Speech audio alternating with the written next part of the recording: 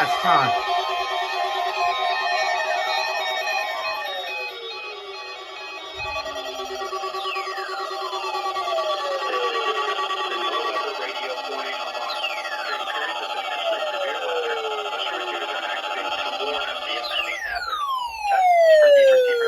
Conducted by the National Weather Service every Wednesday between 11 a.m. and noon.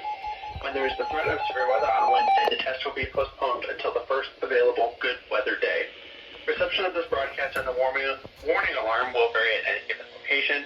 This variability, normally more noticeable at greater distances from the transmitter, will occur even though you are using a good quality receiver in perfect working condition.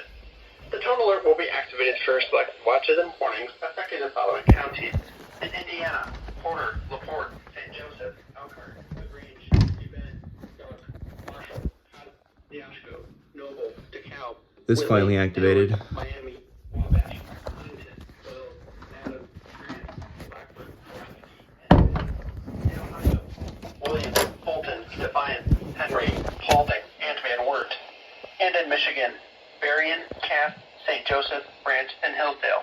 For more information, see our webpage at weather.gov/IWX and click on NOAA Weather Radio under Local Information. We now return to normal programming.